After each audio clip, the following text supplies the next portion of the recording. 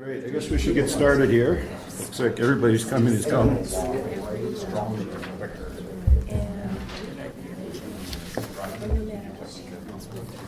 yet. Flying back to DC, so we're gonna have to contingency.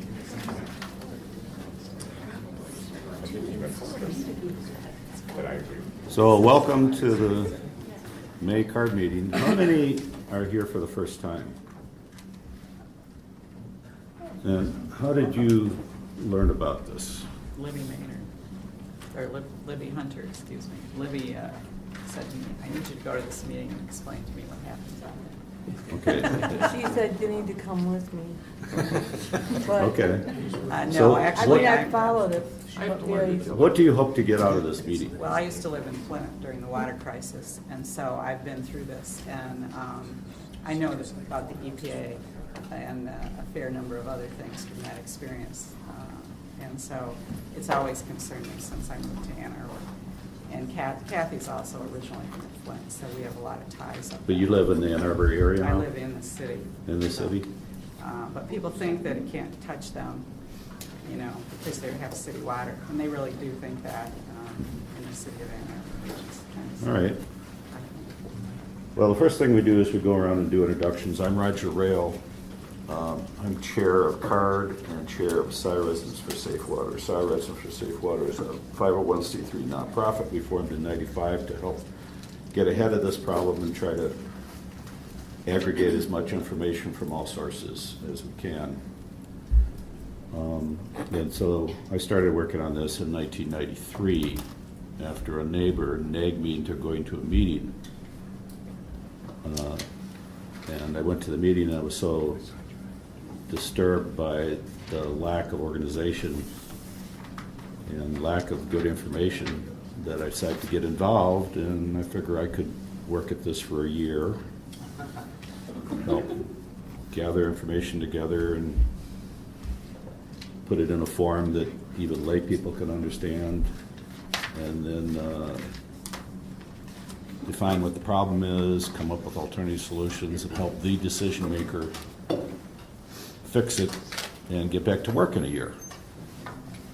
26 years later, I'm still doing that. But I'm time limited. You know, this problem is going to last longer than all of us. So we have to work together. All the entities have to work together for as long as it takes, because this is one of those new, well, they didn't know it at the time, but dioxin is one of those forever chemicals that once it gets anaerobic in groundwater, it basically stays there forever and goes wherever water goes. So things are moving along after yesterday, but it's going to be a long slog, and we have to stay on top of this. We can't say, you know, that this is automatically going to solve itself. We have to continue to work at it together. Everybody here has a role. And what CARD is, CARD formed out of these citizen groups that was originally set up by the DNR back in the day when they did things like this, where they had significant sites. They would have citizen groups come together and try to give information of what's going on. And then that kind of waned for a while. There was an intergovernmental partnership committee that the city formed to respond to Gelman's pipeline issues at Evergreen. But that was an ad hoc committee of pretty much all the same local government and citizen stakeholders. But it would only come together when there was a crisis. And in 2005, we decided, instead of doing that over and over again, let's form an organization that gets ahead of the problem, where all the same stakeholders can come together monthly and pull our resources and know all there is to know about this site and come up with what needs to be done and influence the people who are regulating it and intervening in the courts and all that kind of stuff. So that's how CARD was formed back in 2006. So CARD's been going on for 13 years. Just 2 years ago, we decided to formalize it more and have actual articles, article of corporation, but it's not really a 501c3. And have elected officials of CARD, and they elected me chair because I've stuck my toe into this and can't get it out. Not that I want to, because I had a solution back in '95 along with Ken Davis, then chair and president of Government Sciences, where we had a community acceptable solution. It took more than a year. This was in '95, '96. And then Chuck Elman took the cleanup back away from Ken and reneged on the agreement. The agreement that was actually signed with the township. The township had a signed agreement to this better plan. And then it was supposed to be put in the consent judgment and in the permit. Those last two steps didn't happen. I don't have to go into all the details on that, but this isn't, I thought it was solved back then. It's not solved yet. We have to get back to that kind of cooperation. So that's enough introduction. Let's go this way. I'm Shauna Milkey, a resident of Ann Arbor and secretary for CARD. And in my secretary role, I would ask everybody to please sign the sign-in sheet. There's a second blank page attached if there's not enough room yet. So if you could please sign in, that would be great. Thank you. Kathleen Graham, hi. I vaguely followed the situation in the years I've lived here. But anyway, so I'm glad I was able to come today. How long have you lived in this area? I've lived here about 23 years. Oh, Yeah. And a couple of years I lived overseas, but other than that, all right. So you've been following it. yeah. I'm Cheryl Sibilski, and like I said, I came from the Flint area here about 5, maybe almost 6 years ago. So I was up there through the very beginnings of the water crisis. You know, they were dealing with the EPA on a regular basis, and they're a poor community, so they relied on a lot of those kinds of resources. And of course, you still today cannot drink the water out of the tap in the city of Flint. It's not a good thing. I mean, people do shower in it now. Some people, not everyone will. And so I know what it's like to see a city without water you can use. And it is really a frightening experience. When you see signs that say, don't wash your hands in the water when you go into stores and things. And I had to put those signs in my office because we had children coming in and out. And, don't drink the water, don't wash your hands. And we'd have bottles of Purell around and big bottles of water. Okay. So I think Libby and others wanted me to become more involved so that people really understood how it goes when it really gets to that point. Welcome. Thank you. Jennifer Kahn, Washington County Public Health Engineer. Good morning, I'm Kristen Twinkle. I'm the Environmental Health Director with the Washington County Health Department. We'll go around the table, then we'll go back to the. So Vince Crusoe, board member of CARD and coordinating member for the Alums Creek Watershed Group.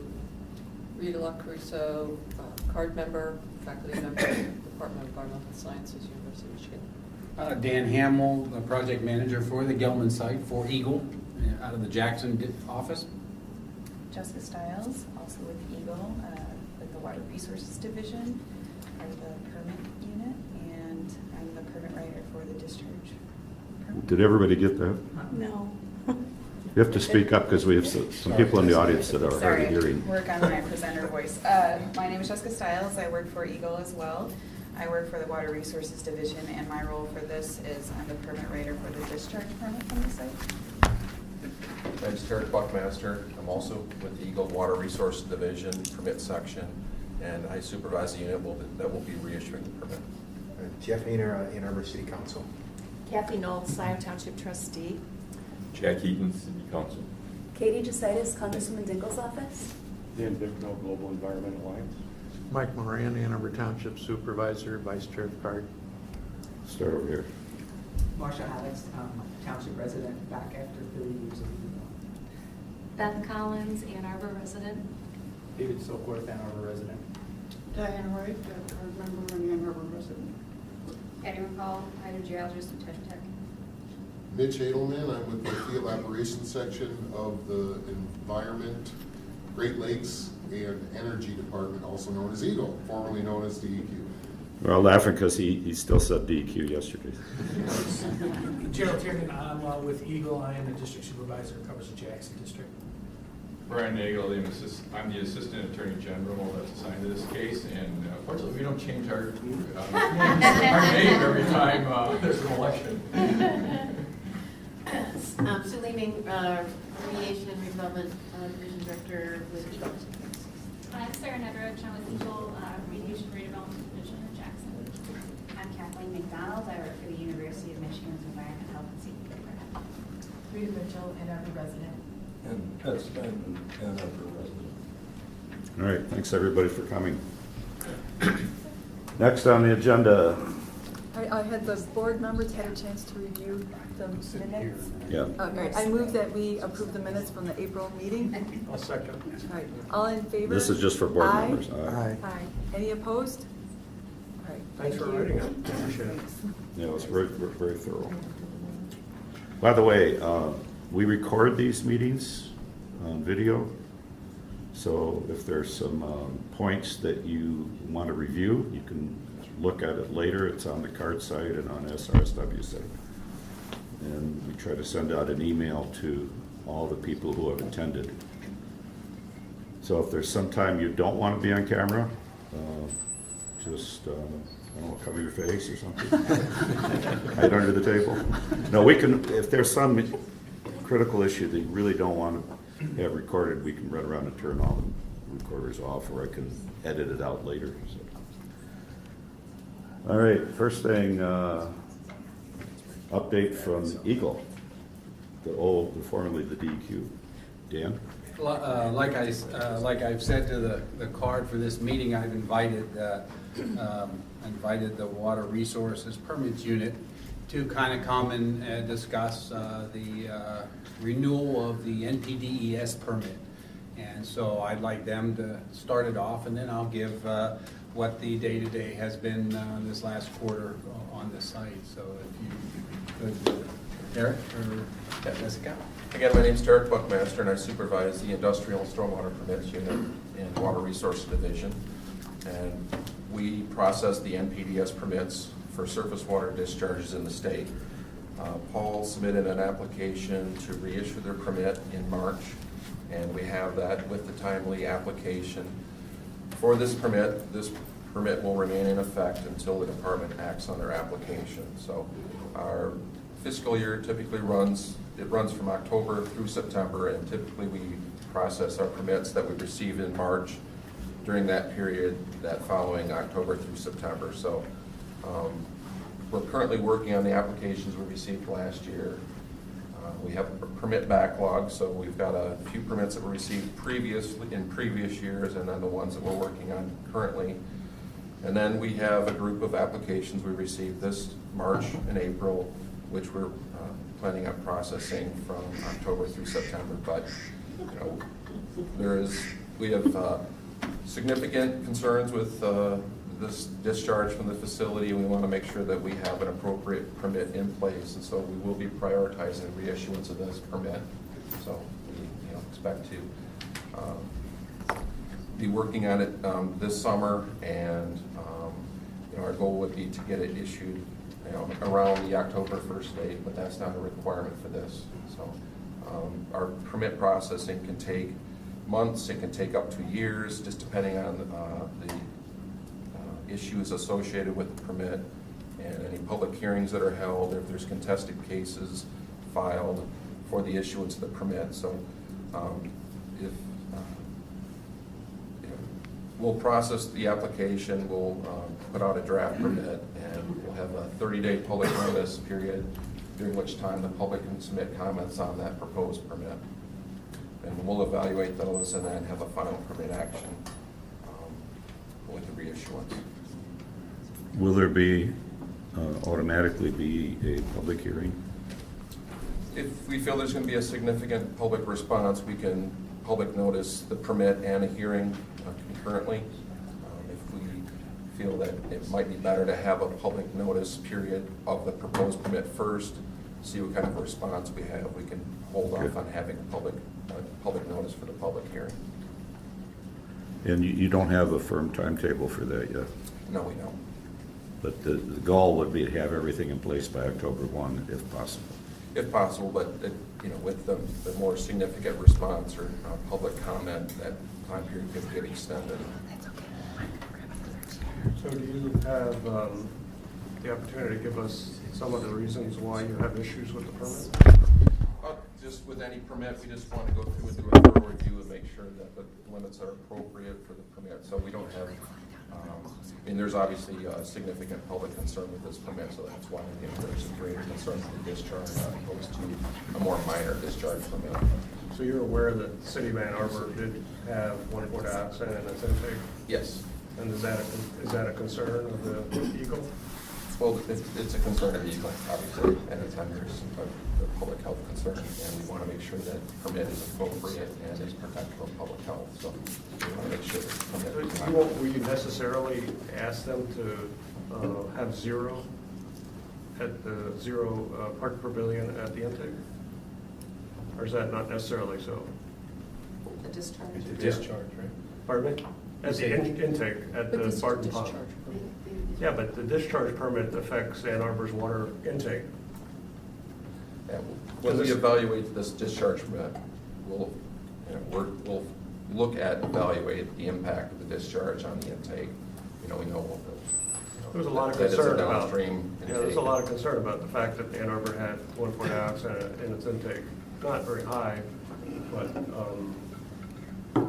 supposedly that has to do with Gelman's discharge. Yeah, no, it's one of the potential sources to that Barton Pond area, and that's something that we're considering. There are other potential sources too. But it is one item that we are concerned with, and that's why we're going to be prioritizing reissuance of this permit. So if CARB would like to have a public hearing, would we just notify you and request that? Yeah, if we know that that's something that's going to occur, then we can public notice that with the permit too. Something we should discuss. Some general questions. You said that there are Kathy, you're going to have to speak up for some of the people. Raise your. Significant concerns about discharge at this facility.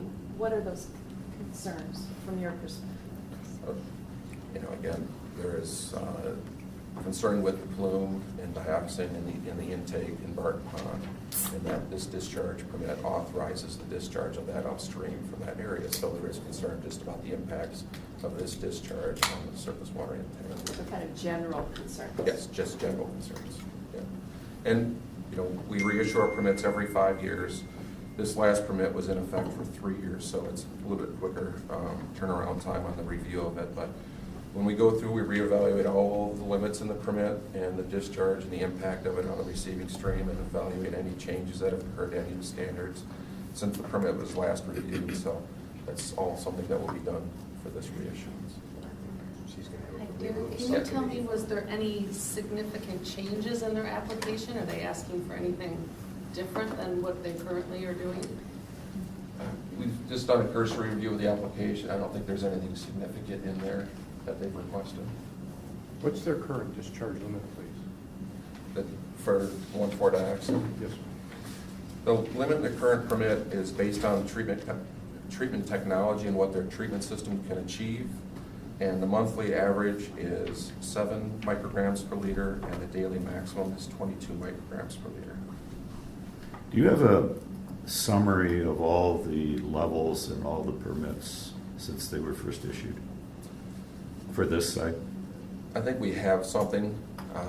I don't have a document prepared for that, but we do have that information. Because CARD has done that. Okay. And we're still gathering some of the information because not all the permits are on the EGLE website. So I will share that with you. Okay. And then you can fill in maybe some of the details. We should have, our My Water system should have all the permits issued since 2002. Yeah, So- that's not back far enough. Yeah. Yeah. We So go all the way it's back before to that. 97, when the first permit was issued. How long would this new permit last? It'll, depending on when we get the permit issued, they typically last for 5 years. If the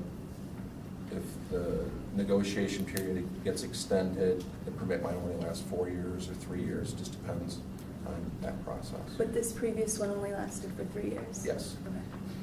So has there been PFAS found on the Gelman site?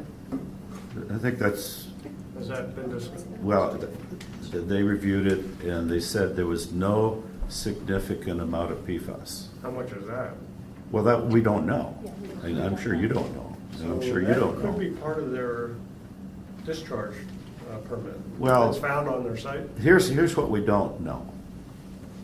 They sampled for PFAS, and they said there was no significant, they interviewed whether there was anything related to PFAS used at the plant. And that the word I remember was not a significant level. Well, when you're talking about PFAS, Trillions, part per trillions, yeah. significant might have to be divided by 1,000 because it's parts per trillion, not parts per billion. Jerry has. Yeah, their outfall was tested for PFAS and was not detected in the PFAS When was that? program. Within a year or few two? months ago. No, it was tested in last October, end of October. Sorry, I didn't remember that. And all these tests were done by EQ or EGLE? Yeah, it was done by our DEQ Water Resource Division, a different section than these guys that are dealing specifically with the PFAS issue. They're Yeah. sampling all over the state. Now, I don't want to get hung up on PFAS because that was only on the outfall. Did they test it at the pond? No, they tested the outfall. They only tested the outfall. Correct. So it could have been in the pond and then somehow been treated by their current system. That'd be awesome if it was. Yeah. And Galvin would have themselves a multi-billion-dollar. There you go. So. And you'd think they would. If they're treating PFAS with the system they got, because it's not working in other places. No, so. but we don't know if there's any PFAS on the site. Again, we have asked, you already summarized it, we've asked them to provide it. There was 2 patents that were done by Gelman. One of the patents specifically said that it needed this PFAS chemical, and the other one said that there was an alternate that could be used.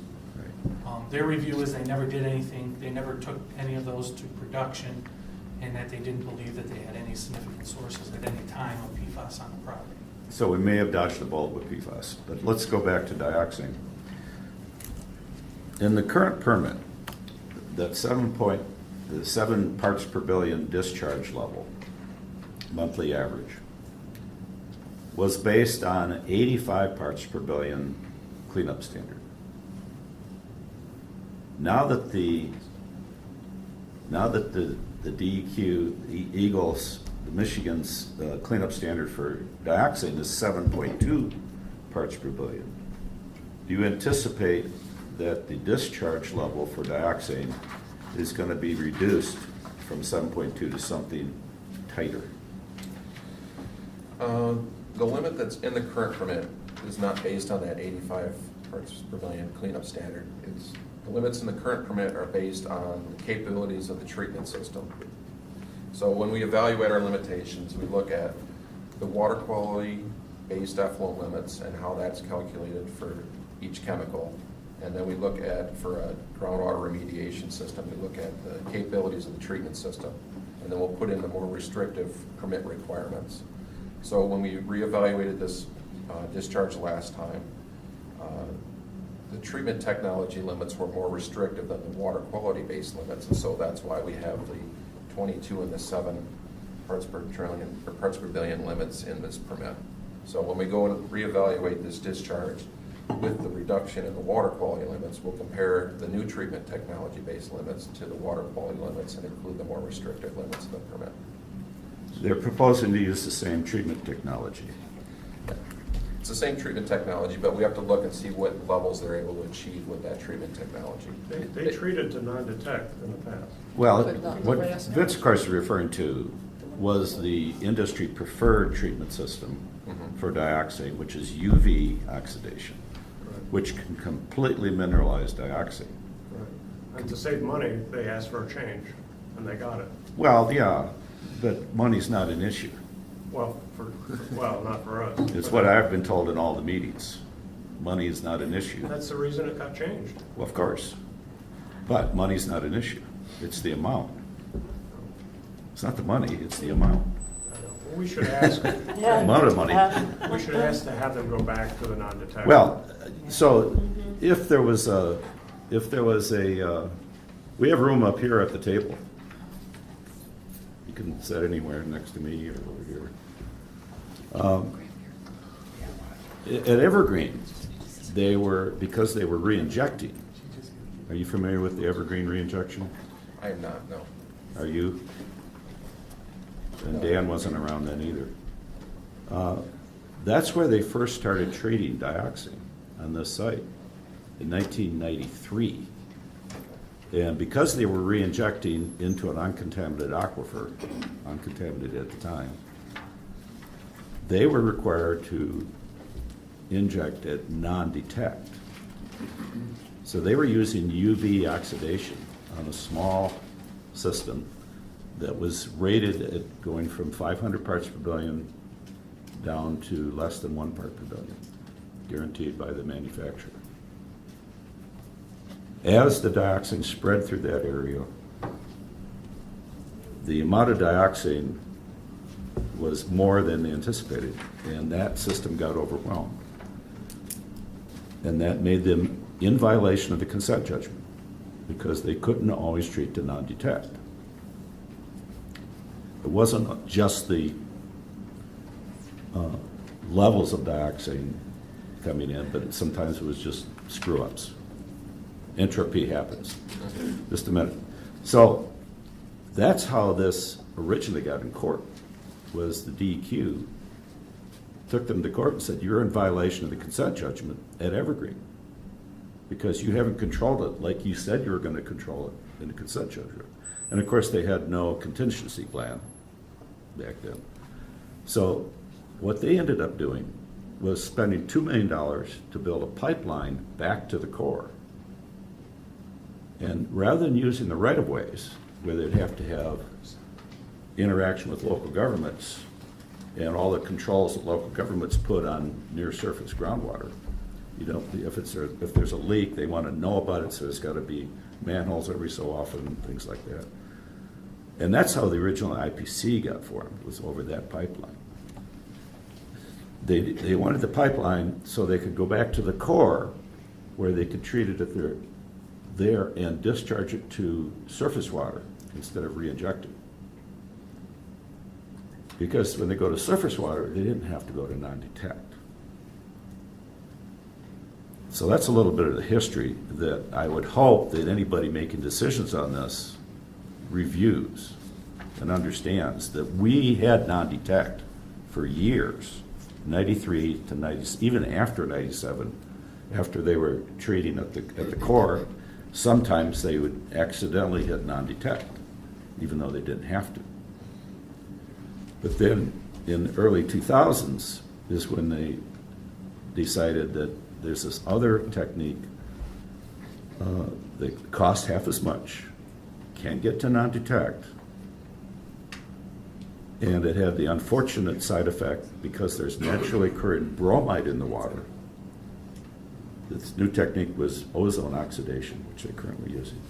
Because there's naturally occurring bromide in the water, together with the ozone treatment, creates a new carcinogen, bromate, which they're also discharging into Honey Creek. Now it's less than what, you know, what they're discharging, what's allowed, up to 10 parts per billion. But that's a new carcinogen. Now, we don't know if someday limits are going to be tightened, like dioxane is already. Ann Arbor's already close to the limit. So Well, Ann Arbor's got this. Ann Arbor opposed this, of course, because they already create some bromate of their own, because they're using a very effective ozone treatment to kill out bacteria and stuff. They don't want any ozone coming in to add to what they have to produce safe water for the city. Well, there's a federal standard too, that they have to be under. Yeah, but what, they're putting in jeopardy the future of Ann Arbor's water because a private firm is creating a carcinogen that's being added to the input of Ann Arbor water. And that's to save them money. It basically saves about half the cost, and it's less effective. So if we were Massachusetts or New Hampshire, it would be UV oxidation, because they don't use 7.2 parts per billion. They don't use 3.5 parts per billion. They use 0.35 parts per billion. What would be the criteria that you would look at, the water quality criteria you would be looking at? You said you were going to try to see a balance between the water quality criteria and the technology. What would be the actual water quality criteria that you would look at, please? Well, we have a water quality drinking water criteria of 3.5 and a non-drinking water criteria of 280 in our updated values. So we compare it to that, and we're looking at the capabilities of the treatment system. And so we look at the more restrictive. It's not a compromise between the two numbers, or I think it's the more restrictive of the two numbers, but it's looking at the discharge, looking at the lowest flows in the unnamed tributary to Honey Creek and the Huron River, and just doing that evaluation of those numbers. So would you apply the water quality criteria for drinking water? It's something that we have to evaluate. Because that's been an issue, as you might know. So can't say one way or the other, but that's something that's going to be a part of this review. Thank you. Roger, do you have a copy of the current permit Yes. application? Oh, the application, yes, we finally got that. You got it directly from Right. Lansing, I think. Right. Yeah, and that's on the list of all the, what we did is we took that and added it to our table of all the permit information. And that's continuing, we're still updating that as we find old permits, and that's what I'll have you review. What they're relating to that, was there anything that about the application, not just the values, but just the materials you got? Was there anything on the application, permit application, that caught your eye, that was different this time than prior times? Not really. We just do a very cursory review initially, just to make sure that the information was submitted as required, and then we go through and do a more thorough technical review and point out any deficiencies in the application and look for other things other changes that were requested. So that'll be part of that technical review, and that's what Jessica will be doing. But does the review include, like, here's the current permit application? Do you look back at maybe the last two and see if there's anything side by side? You do a compare like that? Yeah, we do a comparison. We look and see what was pointed out before, and if there's something that seems inconsistent, then we'd like to identify that and try and get more information, Right. make sure that. Because one of the things I noticed going through it is that there were new provisions that were put into permits from time to time. But there wasn't a lot of background information about why those were put in. There's some cursory statements about it, but the actual behind the scenes decisions on that was kind of, why did this happen? So we change our template language every so often. It's something that EPA works with us on. They do reviews of our program every few years. Sometimes they'll review an individual permit, or sometimes they review the program, and we negotiate permit language with them. We also change permit requirements just based on previous permitting actions. We do have a basis for decision memo that we maintain with each permit reissuance, and we try and document all of our permit decisions in that document. So there's a history we try and maintain. And then with our My Water system, any documents that we have associated with the permit are saved on that. So we do have information available of all the permit decisions that we have, the toxic reviews, the conventional pollutant reviews, and any other information submitted in association with a permit reissuance, and that should be available. So anybody in the public should be able to go to the website, see a provision, and then see the metadata that went into that provision. It's better now than it was in the last few years. We've got a very efficient system now for reviewing our documents, so there's a history there. It might take a little bit to see through the different permit reissuances, Right. and there might still be some questions, but in general, we try and make it as clear and transparent as Yeah, possible. because I want to interject this because this is something I've been thinking about the last week or so. If your brain doesn't hurt after reviewing the Gelman site, you're not looking deep enough. Because the longer this goes on, the more different kind of problems pop up. And one person can't hold all this information in their head. Along those lines, can I give an interject here? And I don't want what I'm about to say to be construed as advocating for one form of treatment versus another. I just wanted to bring up the point for people that haven't been as immersed as Roger and some others have, that when the decision was made to switch from ultraviolet oxidation to ozone oxidation, my recollection is that it wasn't solely based on cost.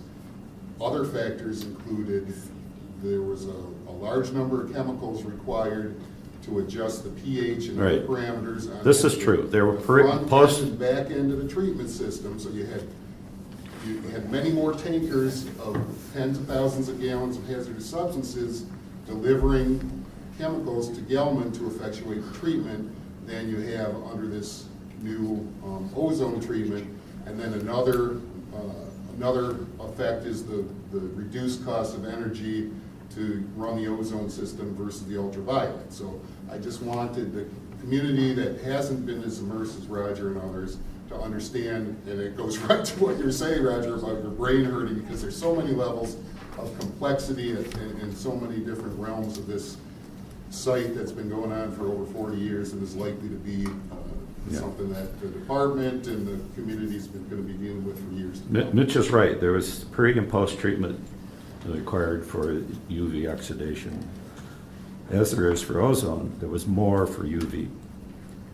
But the major cost difference there was, of course, the electricity for the UV oxidation.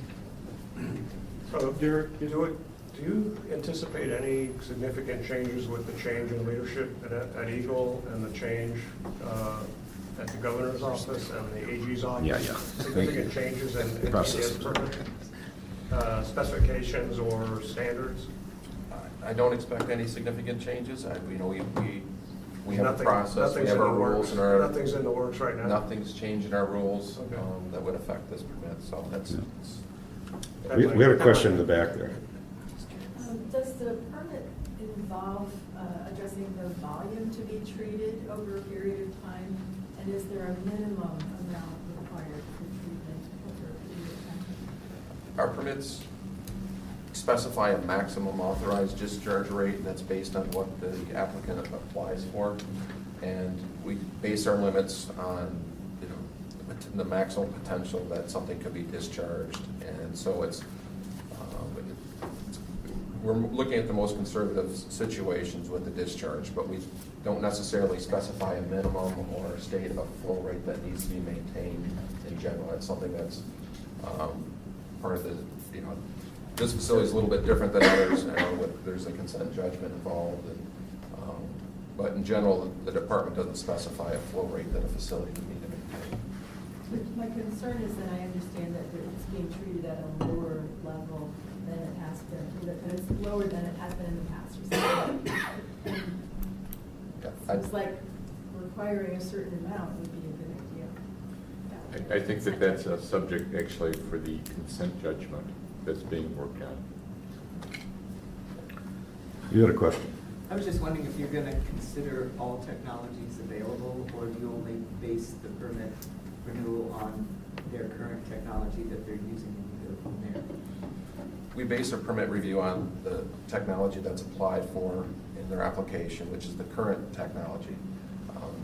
But we still do an evaluation of the effluent limits. So if there was a water quality limit that was put in place that's more restrictive than their current limit and their current system couldn't achieve it, then they have to look at other options.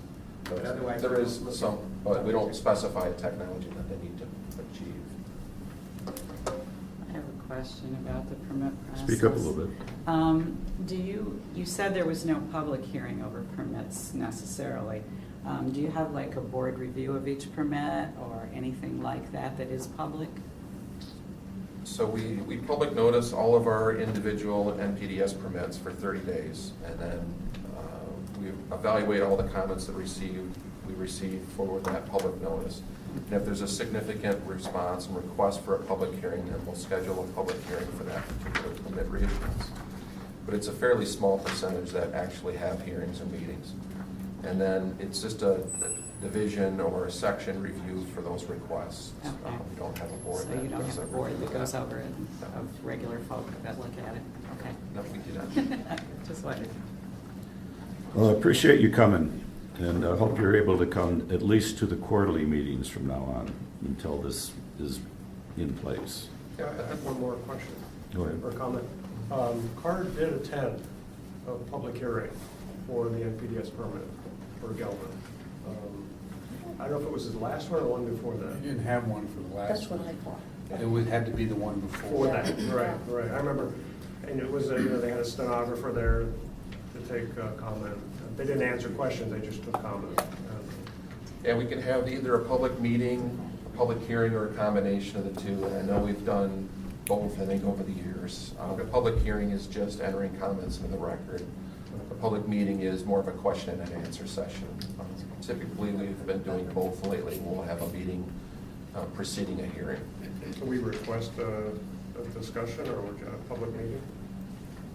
I think that if we did have a hearing, we'd have a meeting with it, just because there's a lot of information, and it does benefit the public to provide that information up front. We're at an inflection point on this with the tightening of the standards from 85 to 7.2. So CARD needs to be involved as much as possible in helping you make your decision. We have some information that can benefit your decision making. You mentioned the 30-day comment period. Has that begun?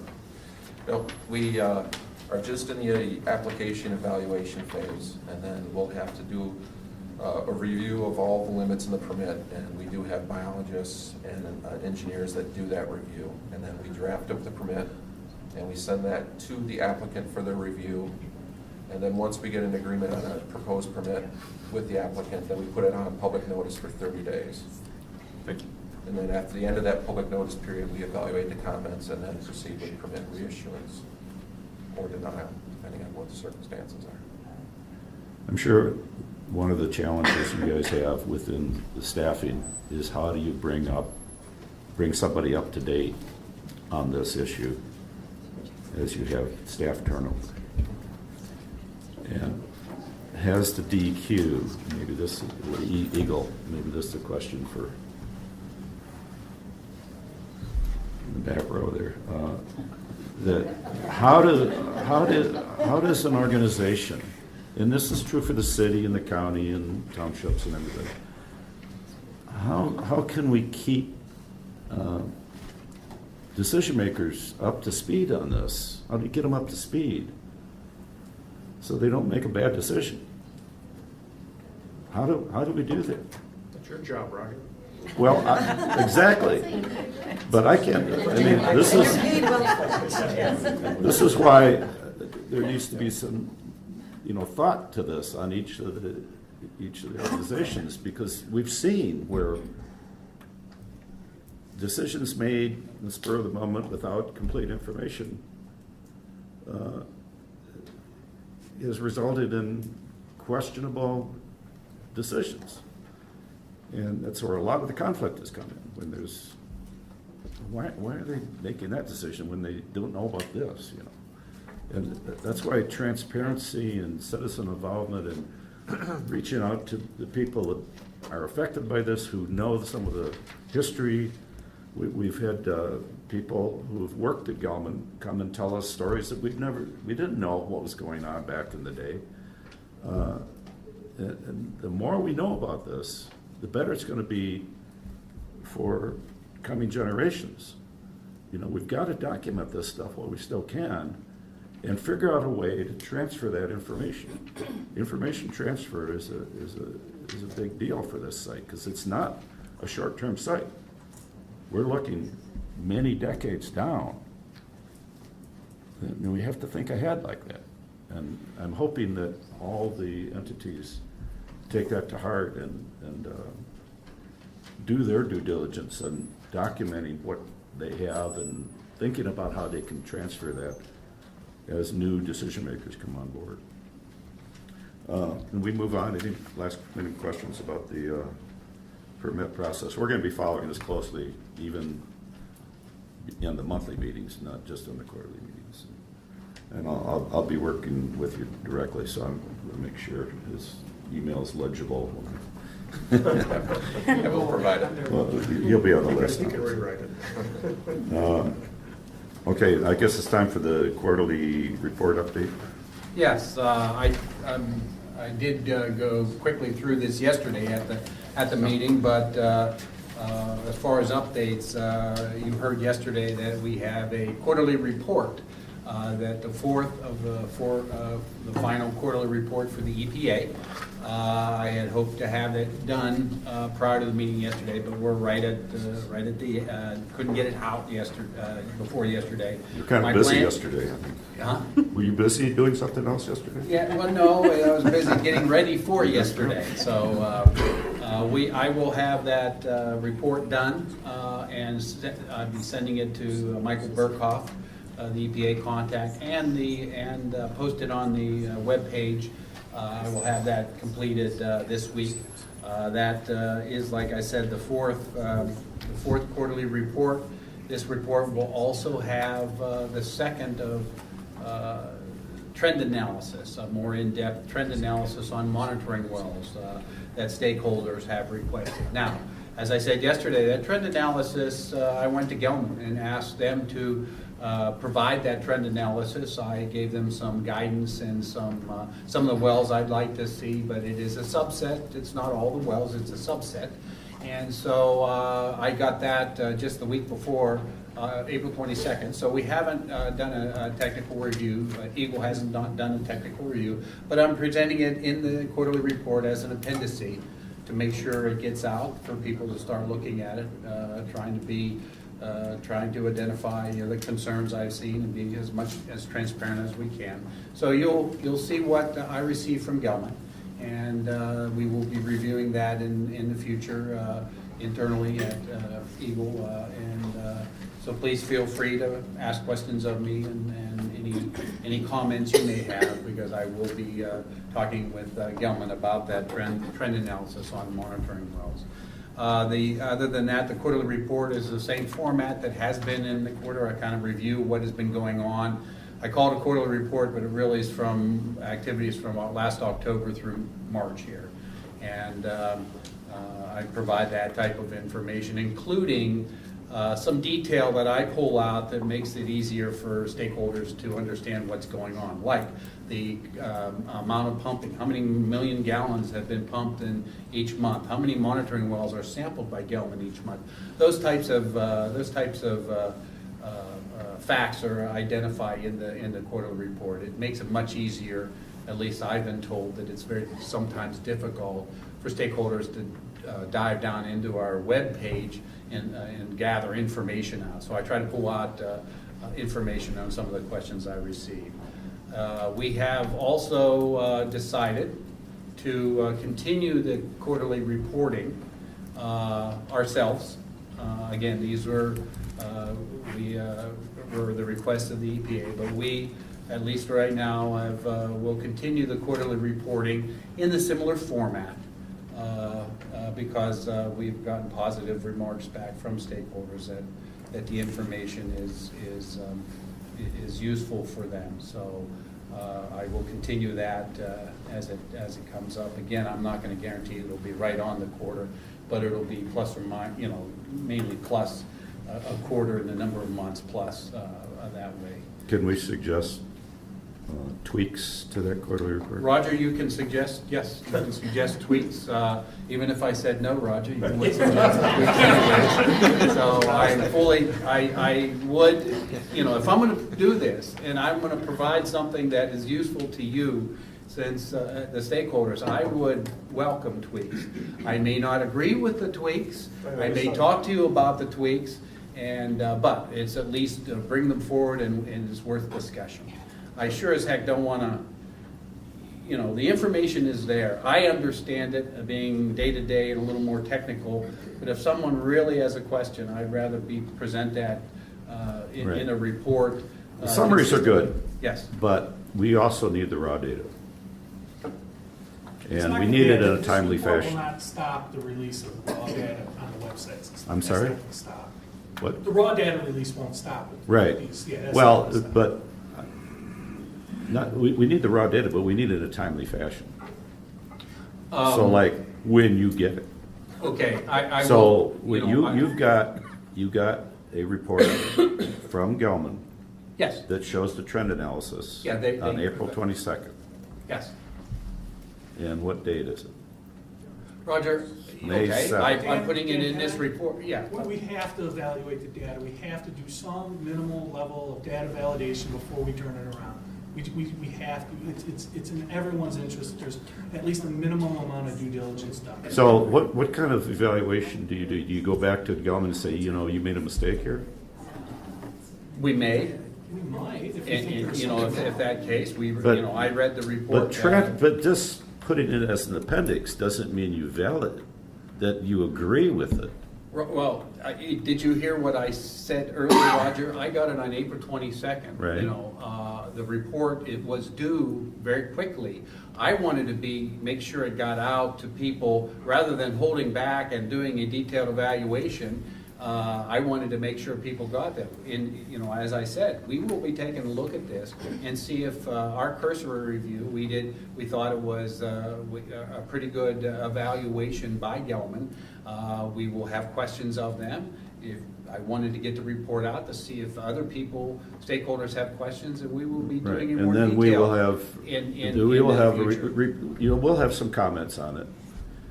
And then I guess what we issue is a revised quarterly report to the EPA. We will under CARD auspices. Well, we will evaluate that, based upon the comments we receive back. I also, I want to make sure, I want to manage expectations, as a good friend of mine always said, that, you want the information, we get data from our lab, from Gelman lab and that type. I am not going to just, forward on an email right out to everybody. I'm going to look at what's in there to see if I have questions. Now, I try to do that as fast as possible, but I sure as heck don't want to send something out that I see a glaring error, because as you all have done, we get inundated with questions of what is this, what is that. I want to make sure I understand what I'm sending out. So, and if in anticipation of what kind of questions I may get from stakeholders. So I'm not gonna commit to just forwarding boom right there. We're gonna take a look at it. And Roger, I believe, in my opinion, that data is put on the webpage and given out to stakeholders in a pretty timely manner compared to other sites, whether it's Superfund sites and whether it's or other state sites. I think we get stuff out there pretty quick in comparison. So I think the concern is that at least I heard you saying that what you were going to do was report that you received this trend analysis from Gelman, but essentially you haven't vetted it basically, because you don't have time to do that before. Right, the I quarterly wanted to report. make sure it got out because we had a quarterly report due to the EPA at a certain time. Yeah, so I think it's important that, Yes. that you just say that you haven't, you haven't had. Right, an and it is in that way in the introduction, you know, I have an appendice with the actual report, and then we identify that we have not, using your word, vetted it, and we'll be looking at it in more detail in the future. Yeah, Are that, I there think that's, conclusions in the report that are based upon the data that's not been vetted or not? I'm Well, confused. the trend of evaluation, if you want to say, has conclusions on specific wells, whether it's trending upwards, whether it's trending downwards, and those types of things. But so I guess my answer to you is yes. We have looked at that. Have not looked in detail of that, but again, the cursory review, I didn't see anything odd on a well that, it kind of was in my brackets of what I expected the trend analysis to be for a particular well. But I have not gone back and evaluated the Mann-Kendall equations and those types of things that were utilized, the statistical analysis that was utilized by Gelman for that trend analysis. I would almost support you all doing your due diligence and review and comments back and forth with Gelman to draw a conclusion before you give us that report, Gelman's report, because it doesn't help us to not have your views expressed. Otherwise, like you say, you're just going to draw a lot of questions from the community. That's the a very catch-22, that's the rub. That's a very good point. We have in the past gotten static on the other side of the other side that we're taking too long to vet it. We're doing this and that. So, frankly, more recently, we have decided to present the information to the stakeholders with the idea that we identify that it has not been vetted, and we will be doing that in the future. I kind of agree with you, Dan, but we have gotten the other comments back, the negative side of that. So at this point in time, we're erring on that side. There's been evaluations that have been done that were vetted by the company and by the DEQ that turn out to be wrong. And the more eyes that look at it, the more we can find issues. Well, absolutely, and that's one of the reasons. If that delay causes dioxane to be moved, if there was some key decision made in that time period. Yeah, but we're not talking that long a period of time, I would imagine. I mean, in a month, you guys can probably... A month would be good. You guys can probably review the submittal, right? And have some comments on it. And... This is being recorded. I mean, again, I'm trying to put a schedule on with this, with the limitations on staff limitations, staff loading, with the EGLE. I don't like promising that I'm going to be able to do something within a time frame because, again, I mean, I'm mainly on Gelman, but I have multiple other sites, as all EGLE staff does, working, as the regulator for the state of Michigan. Yeah, and I don't mean to pick on you. I think it's more of a systemic problem when you can say, well, this is better than the other sites. Well, maybe the other sites should be better too. I don't disagree with you, Roger. Okay. I'm just worried about the information coming out and Gelman's position being there and no response, no critique, That's a no good point. evaluation by DEQ to be able to highlight issues that you see with them and issues that you're working on. That's my concern. Point taken. I understand your concern. It does seem like he's presented with this dilemma of either quick or accurate. And yeah, if as a group we want to tell him which we prefer, I think that we could do that, but we shouldn't tell him both. Yeah, I like accurate.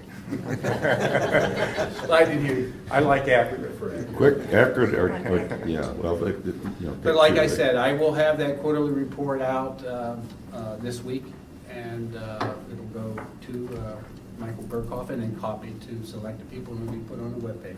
Okay, let's go on to the next thing. No, there is not any shocking highlights other than we have a trend analysis and, on specific wells. There's about, I think, 30 wells that were evaluated, 30 plus, I believe. Gelman had come up with their own list, and I came up with a list and said, hey, I want you to take a look at these two. Again, it is not all 260 wells. It's a start. We hope to use this for future, for decision making, a trend analysis on. So they had a set of wells, and then you added to that set. Yeah, they had a set of wells even before. So what we're going to be seeing is the full set. Well, the full set for this Their report. set plus what you added. Yeah. Okay. The full set for this report. That's Right. not the water wells. So has Michael Burkhoff agreed to accept these reports, and are you going to be sending them to the EPA? This report is Just the fourth of the four that we committed to. I will also send as needed, any future reports, plus they'll be posted. Okay. So they're not expecting quarterly reports on a regular basis anymore? Well, yeah, it was a 1 year. It depends on what happens with the EPA involvement. As in the meeting yesterday, they tried to, Yeah, I they think- were I think discussing. that's to I be have determined. committed, That's to be determined, EGLE, yeah. we'll go ahead, because I got some positive comments back on the quarterly I see, reports. right, We'll go right. ahead and keep generating them each quarter for I information. just wonder if he asked you to keep submitting to EPA? No. No. The answer is no. Okay. Too bad. You have some Allen Creek results? Yes. We have sampled, we've sampled the April, if you remember, to bring everybody up to speed, we, in conjunction and discussion with Washtenaw County, we decided to do some sampling of the Allen Creek at 7 strategic locations. And we have started that sampling in February, and we'll do 6 months of it, and that will end in July. And we'll have a summary report of what those results were, but we have just finished, and I've just received the results for the April sampling. And it has been, we did not find anything that we did not detect before. We had the West Park detection was 17 parts per billion, and the Chapin Road detection was 10. It was they were within a couple of ppb of what they have been. There has been no surprises so far. I have that's one of the pieces of data that I haven't been able to get on the webpage yet, but I'll work on that this week to have each of the months. As I do, I'll put the raw data, laboratory data sheets that I received from the EGLE lab, but also to remind people that we asked Gelman to do that sampling and analyze it, the 1,4-dioxane for 1,4-dioxane, and they voluntarily agreed to do that. So in these sampling events, Gelman is there doing the sampling. We work with the city to get the manholes opened and that type of thing. EGLE is there, I'm there, or Representative EGLE is there, kind of overseeing. We take split samples for dioxane, and we also, in discussions with the Washtenaw County, we also sample those locations for full scan other volatile organics. So we send that to the EGLE lab, and then we split dioxane analysis on a couple of manholes each time to the EGLE lab, and then Gelman provides the analysis on their 1,4-dioxane analysis from their facility, and they like I said, voluntarily agreed to that after I'd asked them. So that is good. Sampling will be completed in July. That's 6 months, and then we will do a summer report that I hope to have out in September. The next sampling I'm going to try to schedule for the end of next week, but it'll be in the next week or two in May. So just for the people that aren't familiar with this is sampling from the pipes for Allen Creek. Right. It's It not- is. None of the open areas of Allen None of the open areas, although we have done that. We may do some of the open areas during this sampling program, just if we're in the area, we may. So when you accomplish that. find it in the pipe, it's not necessarily in the groundwater at that point. Right, this is all from. It could from be pipes. anywhere upgrading. Well, I just want to remind people that the pipe at West Park is actually designed with stubs that go out, because there's a lot of seeps in the West Park area, a lot of seeps all over the city, but especially in that area, and they had a lot of undermining. And so when they put in that pipe, they actually purposely put in stubs to capture some of these seeps that were undermining foundations, undermining the roadways. So if you go there on a dead drought, I mean completely no rain for a month and a half, 3 months, there's water gushing through there. You can stand on top of the grade and you can hear the water gushing, okay? So that's one reason why, we asked, DEQ to do those tests, because that was a no-brainer. It was very easy to do. Had a combination of pipe water, but if there's a drought, and luckily they were able to find time to go out during the drought. So some of these locations where you're seeing 10 and 17 doesn't mean that there's 10 and 17 In the groundwater. up gradient. It could mean there's 30 or 40 up gradient because it's getting diluted by these other stubs. Well, I asked the DEQ to go and do these tests, and they were good enough to try and do that, and I think they were successful, to go when it was a dry spell, not when there was a lot of rain. Right. So they were generally getting a lot of groundwater and probably a lot less stormwater. And I think that's why we asked that to happen. And That's why it was, we identified 6 months, kind of a seasonal variation, try to get seasonal variation. And just on the practical sampling activities of individual sampling, we try not to go out, try to give it a couple days at least before, after a after rain. After a rain event. We don't try to go out when there is a rain event, right immediately rain event, to let the immediate drainage get out of the pipe. So we the sampling from the Allen Creek drain gives an indication of what might be in the groundwater potentially, if gradient nearby. groundwater is impacting Allen Creek. So that way. one of the things that the DEQ, when it was still the DEQ, did was go back and sample with temporary wells the groundwater in the area that we know where there's the land surface falls away. You can't do that because the temporary wells don't exist anymore. They were boreholes. But, Right. Dan, you had mentioned that you're going to be evaluating this stormwater data and looking at, well, maybe we should go back and install some shallow groundwater monitoring wells around the West Park area to better characterize what is in the groundwater. Are you still, based on this data, which seems to be pretty consistent with past data, showing dioxane at a fairly stable level, thinking about going back and installing some shallow permanent groundwater monitoring wells in the area to delineate where this plume is and where it's going?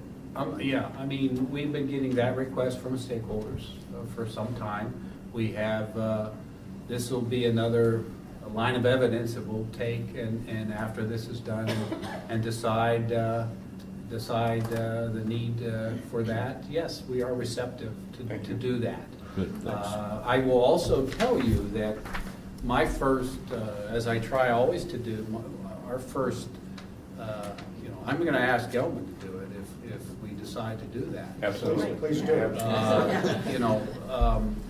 Whether that they do that, I mean, that's their decision. But we are receptive to to your concerns and lines of evidence that are indicating that there may be a risk that we're not getting a total picture, a total evaluation of. And so, I'm not going to say no. Definitely, we are receptive to doing that. Thank you. Thanks. Finding 85 at Glendale Abbott, 85 parts per billion at 103 well 103S. 88. Well, yeah, it's ranged. It was 90, a couple of months. Yes. Okay. Yes. So that is screened. That's checking the water basically at 50 feet at that site, at that well.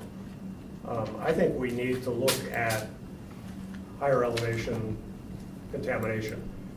like I said, down the street from this site, 1 block down the street, they dug a foundation for a house, and it filled up with water immediately. Homeowners were really upset, and I was kind of walking down there for other reasons. And they said, hey, our kids are gonna drown in this basement. And I said, well, I'll go talk to the builder and I'll make sure they close it off so the kids can't, it's like 4 feet of water. And so they were nice enough to close it off, but they had a lot of trouble keeping water out of that basement when they were building the house. It was constantly pumping, it was a lot of problems. The city came out and gave them trouble because they were dumping the water every which way.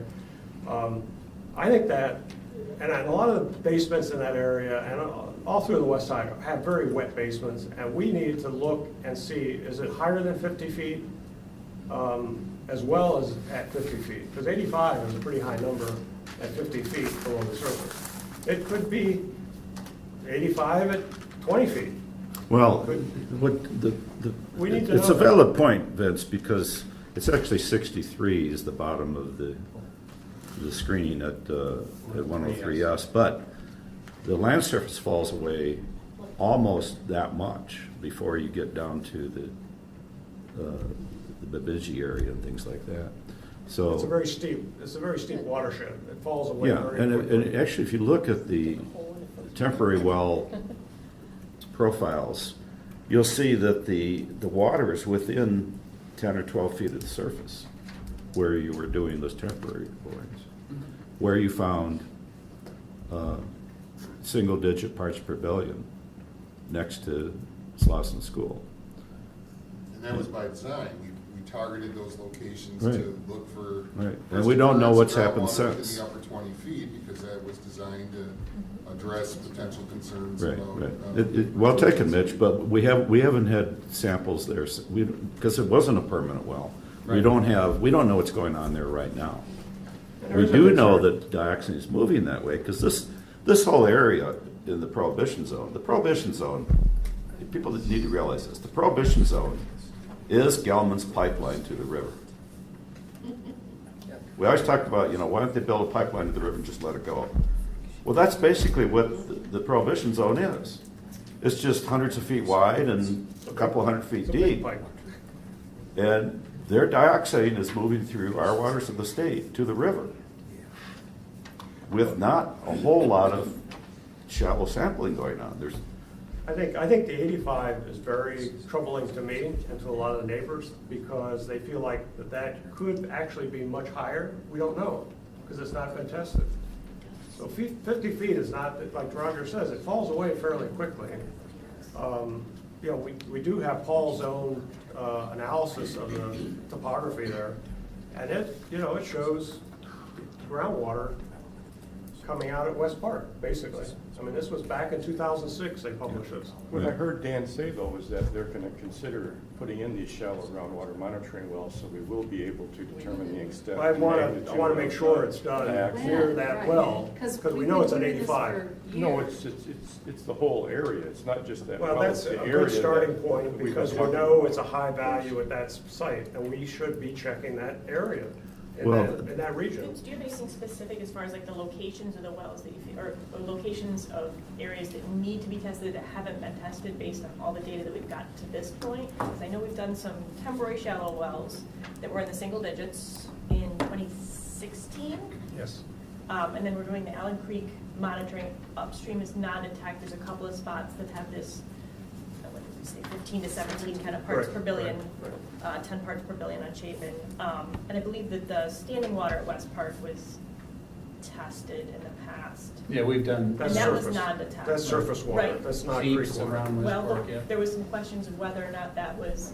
Doing seeps getting into that. Seeps getting into that, right? Well, So that's possible. we asked that question, we answered that. So I guess I'm trying to figure out like what those specific points are so that we can document them, and as we move forward with the potential for permanent monitoring wells, we've got that. Yeah. As a recommendation. 103S Kristen, we is a hot we have spot that provided needs to be them looked at. in the past with a back in Dan has- 2016 with a suggestion. Yes, Of I how to cover will. this area, and it's the entire area, it takes 103 and other areas, and CART asked, and I think provided that. Okay. It was very attachment. detailed.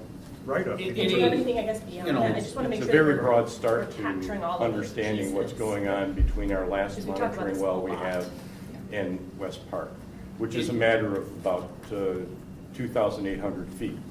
You don't have anything. So this covers that 2,800 feet very broadly. In any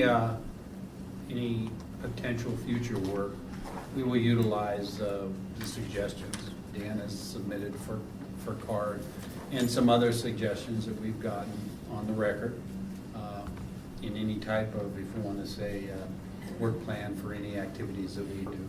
We won't, they will all, we will take a look at all the suggestions and information available before implementing. So I did give the EPA Bob Bailey's write-up on near surface water vapor intrusion with 1,4-dioxane in a draft form. He proposed 100 part per billion, not the 1,900 that the state currently has. So if we're at 85 on Glendale and Abbott, that is a real concern of mine. And I think we need to stay on top of that. And I think it's something that a lot of homeowners are concerned about because there's a lot of wet basements. It's been very controversial. We've gone around and around with the city on developments that are causing more water issues. And so there's a lot of concern about not only flooding and wet basements, but also now groundwater contamination and vapor intrusion. And hopefully maybe somebody at the University of Michigan will help us evaluate that write-up. But Bob Bailey does have a PhD in organic chemistry and did fate and transport for Dow Chemical for 25 years and did it as a consultant. So he's not, off the street. He's a knowledgeable person. And I think it's great that he wrote that up, and I think he might be able to publish it. My understanding is there's not a whole lot of information on vapor intrusion for 1,4-dioxane. And some scientists say this may not even be vapor intrusion because it's coming in with the water and then evaporating, and technically that is a no man's land. It's an ongoing issue, Vince, and it's good to bring it up and remind everybody, but I think we need to move on. Can I just, real quick, so Bob, you provided a report to EPA yesterday from Bob Bailey. Was that shared with CARD? And I guess if you're sharing with EPA, I'd request you share it with the county as well as DEQ? I gave it to DEQ. Okay. DEQ has it, and He has electronic version as well. we've given it to our Okay. yeah, And was that something that CARD toxicology evaluated people. and So I know your supported? people may not have the expertise to evaluate that totally. I mean, it's very technical, a lot of chemistry. I mean, We definitely have toxicologists that know what they're doing, and they're looking at it. I'm just defending them. They definitely know what they're doing. Okay. yeah, we passed that on to the group that would be most knowledgeable experts. and being able to evaluate his Roger, didn't you post that? I did. The card? I think he posted it, Kristen, maybe a month ago. I forget. Okay, It's yeah, one of the, It's hit and miss if I get the card. it's one of the 150-some concerns that we've listed over the years that we're keeping track of. Well, this is a very near-term issue. It's a recent This is one. percolating into people's basements at 85. I think that's a real concern. It overlaps with a lot of the other concerns that we Well, have. it's 85 to 50 feet. Vince, it's part of the total. We can't spend the whole media on this one thing. You had one other. Yes, I just wanted to update you that Washtenaw County and EGLE have initiated the 2016 water. Oh, yeah. Lost a few years. Yeah, I did. So we get the do-over on that then? Yeah, do-over. We can erase that. 2019 water supply well sampling. Jenny and her group went out in April, and we have those results back. I wanted to point out too that we also, part of this sampling, also did some extra sampling, not only for 1,4-dioxane, but at the request of stakeholders, we also did our analyzing for other volatile organics, full-scan volatile organics, and semi-volatile organics at selected locations. Those locations were chosen in discussions between Washtenaw County and EGLE, and maybe you probably off the top of your head know, but I just have your email. We don't have, we have not detected SVOC, volatile organics and semi-volatile organics in any of the wells we've tested so far. And the other wells, we have 1,4-dioxane has been detected, but at locations that historically on Elizabeth, historically have been positive in the same range and concentration, 1 to 2 ppb. There'll be additional sampling, this week starting? Yep, starting this afternoon. And then later on in the year, again, there's approximately 117 samples to be collected, and we will definitely post those as we get information. Is Gilman paying for those bottle samples? No, Why not? because they. Because of the consent judgment. Yeah, they haven't, that is a program that it's long-term monitoring program that EGLE has implemented, not only for Gelman site, but across the state for many sites. We should petition Gilman to pay for this. Gelman would probably argue that they have paid because we did get some money from them to cover some past costs as well as some future costs. And, others on the card are not particularly satisfied with the magnitude of that settlement, but suffice it to say that Gelman did pay the state $500,000 in part to make up for some of our past costs as well as future analytical for this type of work. So how much of that money is left? It didn't go into a special Gelman account, that went to our settlement account, so we're taking the cost of the analytical that Jan and Jenny just summarized from our other funds that we use to monitor drinking water throughout the state. It's an ongoing issue. Speaking of sampling and data, these latest samples are going to be incorporated into the normal database that you've been keeping, or is this going to be a separate set of data? The samples that we're sampling will be incorporated into the database. Caveat: the database is set up just to identify 1,4-dioxane.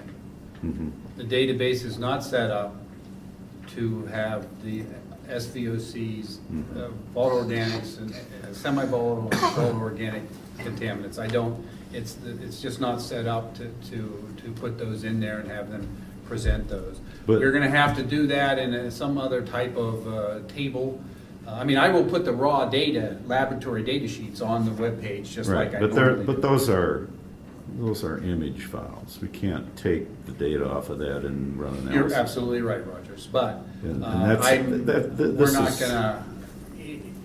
Right now, we do not have plans to make a update the database in the sense of for other chemical constituents that we sample. But so this doesn't go into the state's what used to be the Department of Public Health that got pulled into the DNR. It is in there.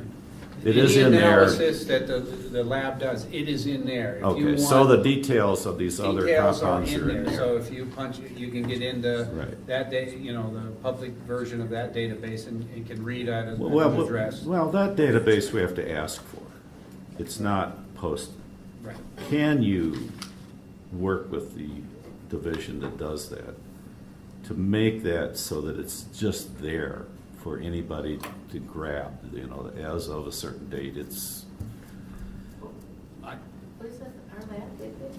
No, this is the drinking water municipal assistance division. Isn't there? It's called. I can get into it, but there's a public can get in, I thought, and grab. They are actually transferring their database over into a different EPA database right now, so that they clearly don't have to. What happens right now is they get the data from the different water supplies, and then they have to rekey that data in, which is just insane. So they are working with EPA, and they've got some money, and they are putting it all into an EPA database. So I would suggest we. So it will be public at some point. Yes. Right. So keep us appraised of that. I will do that. Because what I have is the early samples from the state when it was Department of Public Health, Right. and then intervening years since then, where they've gone through some database changes and format changed slightly. And what I found is that data got lost. It was in hard copy form. No, the electronic data got lost. Okay. And never been explained. Well, I can tell you, it's because there's no way to transfer that electronic data. It's been a problem for many, many, many, many years. Well, I have it. You may, but it has not been it is not easily transferred into the data. It's not easy. Exactly. So they're trying to fix that. Yeah. But I'm not surprised. Yeah, I mean, this is something that I thought, you know, the data guy who was governor would take care of, but didn't happen. I'm not a data guy. I'm a two-finger data guy putting it into a database. It's not on his dashboard. That's the other, I mean, you shouldn't have to type, you should never have to enter data by hand once it's an electronic form. Correct. That's what programs are for, program interchange, I mean. Roger used to do that. Well, we did that for 40 years. We could transfer Manitron's data into our database and balance to the penny overnight. Back in my day, we would have two people enter the same data to make sure that we didn't have. Well, that helps, but why are you having people enter? Well, never mind. So I'm going to note that we're an hour and 15 minutes into this 45-minute discussion. Good. That's We're almost halfway That's all I there. have. Does anybody have any questions, specific questions? That's enough questions, I think. My chair update usually involves showing images. And since we're here without a projector and a screen, I have one in my car, but I wasn't going to set it up because I knew this first part was going to take a long time. But I post things to the card core group. Anybody who's been at a meeting and wants to be kept appraised of issues, I post images in between card meetings. And that's where your brain will hurt when you look at some of this stuff, because there's a lot of information there. But I try to put it in a way that lay people can understand. The images you see in the paper and on placards and are a lot of those are the images I've done for our SRSW website with the Google Earth mashups. And we're scheduling some Google Earth training sessions for those people that want to be able to understand better how to use that tool to get a better conceptual model of what's going on with the site. Because we pull that information not just from the DEQ, but from other sources, from the university, from the city, from the county. So we're putting, because we're not paid to do this, adding a layer doesn't cost any more. We can do this as a service to anybody that wants to learn, to get a grasp of what's going on. But, so Shanna's going to be scheduling, pick some times where we can sit down for an hour, probably at the library with high-speed internet. You can bring a laptop in and learn how to use Google Earth to help when you're dealing with this issue, either personally or with an organization, neighborhood group, or whatever. And so that's part of my update. The other thing I've done, because we got this notice that EPA is without the local units acting together, they're ready to step back from this site. But I want to remind everybody that just having the EPA in for a year has helped considerably. And one of the things I would have shown is this spreadsheet that I did of all the EPA review documents compared with all the DQ online documents. And what you see is there's a whole bunch of documents the EPA provided that are not available on the DQ website. Now, there's probably a historical reason for that, but it helped me understand some of the earlier issues before I got involved. And I'm sure there's other information out there that the EPA and the DEQ have not posted that would help public understand what's going on with this site. So that's one of the roles of CARD, is to pull all that information together and share it. And then it's up to the, and we're getting information from all these different entities, and some of that information needs to be on a regular basis. Like, for instance, we get an annual report from U of M for Saginaw Forest, which you guys are about ready to release, right? Yep. That has data that's not anywhere else. It's not in the DQ. Gelman doesn't have it.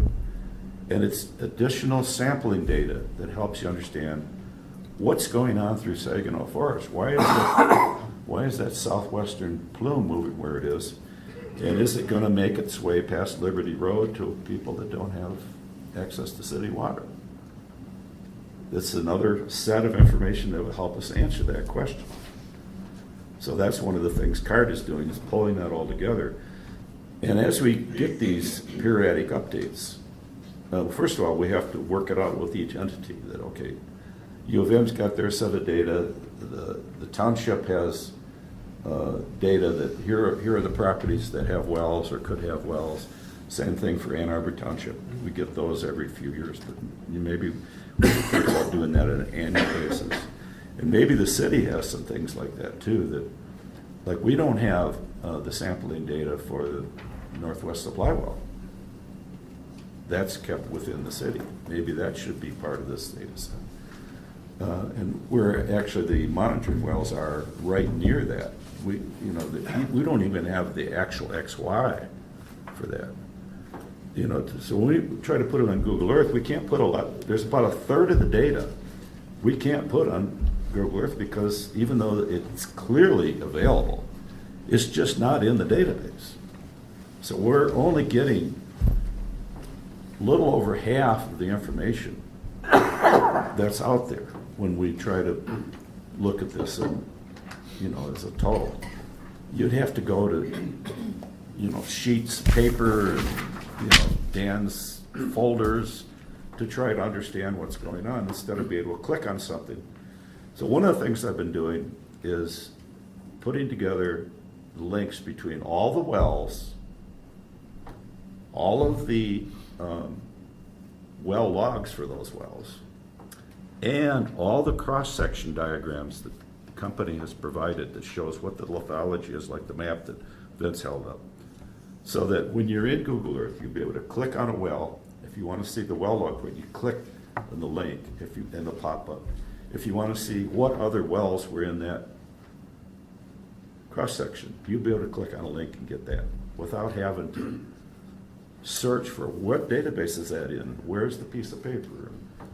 So you have a tool so you can quickly view things and make some, get an idea of what's going on.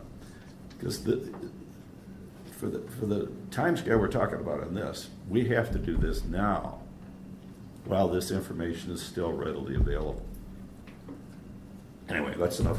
Any questions for my update at all? Because I want to go on. I would say, if EPA takes this on as a super fund, they would provide funding to do some of these kind of things. So that's another example. Well, for the local units to provide additional staff to maintain this stream of information. Even set it up and create it. And to also know that, gee, if I want to know about this, who has that information? Oh, that'll be the county, or that'll be the U of M.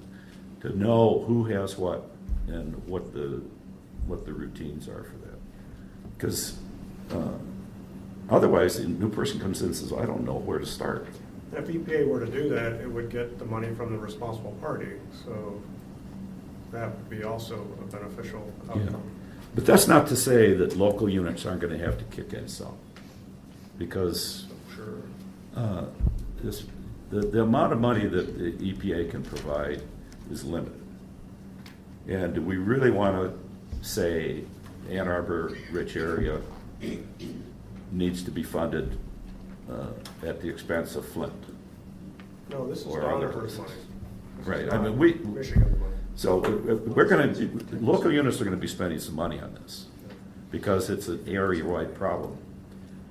But the most of the burden should be by the polluter. Yeah, responsible party. Right. Yeah. But the rest of us have to be ready to kick in. I've already, in terms of my billing time, I've already provided about $1.4 million. The checks in the over mail. my 26 years. I'll buy you a beer. Not that I would have actually got paid for those consulting, but if you were paying me. But you were worth it, Roger. What? You were every penny. I was working. Worth it, worth it. I had to wind down my career to do this. No. I was going to suggest that I would work on getting you some funding, but now that I know the price tag, No. you're on your own. Better. Second thoughts. Yeah. You better to spend the money. Now, I might be billing you, causing you to be billed indirectly, because I'm going to be updating your consultant, who hasn't been at card meetings continuously, to make sure that she's up to date on all the intervening important things. Oh, believe me, I know we're going to pay somehow or another, yes. Yeah, so I don't know that she's going to bill you for that, but I suspect whatever time I spend It's going to be less than $1 million. will be billable time. Do you bill, is it project based or is it hourly based? Hourly, baby. So there you go. Minute, baby. So I'm going to have to do a quick review so you don't blow your budget. Anyway. I appreciate that. No other questions? All right, how about questions from card members? Are these all yours? No, no, I don't know. Yes, I don't know where this is. submitted, yeah. They really look like they came from one source. Well, I think the first one is kind of, is yours. And we covered it. Okay, so, yeah, and we Do you touched. mind speaking up, Beth, about that Well, one? no, Vince can Yeah. too. Okay. I mean, it was at the end of the last meeting, Dan said this is something you guys will want to know, and he hit us up with that monitor in 0103 and Brian's letter to Gelman that they don't have to do anything about it, but there's no, are there monitoring wells down from that? Now that that's higher, what do we do to stop it? The prohibition zone's like right there, within close proximity. Now, what's the next step, since they don't have to be enforced? Well, wait a minute. Why The don't rule- you give me a chance to. Yeah, Brian had something to do with this. So. Get going with it. I was afraid we were never going to get to it. You're on. Here we are.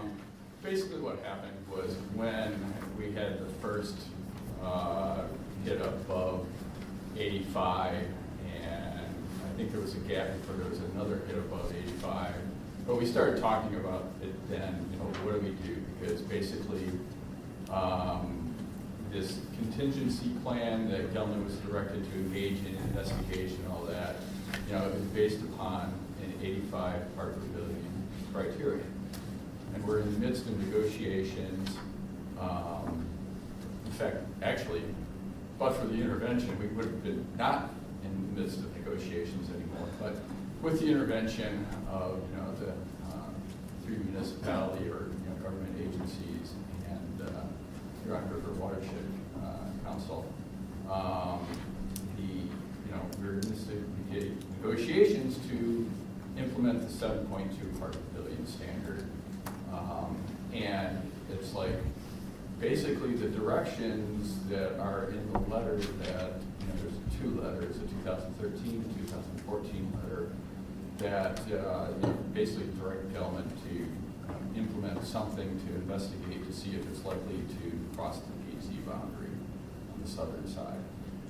And amongst those options, though, for dealing with it, in both communications and the attached memo, are either pull the plume back or expand the PZ. It's not necessarily a certain direction of where it has to go and what has to happen.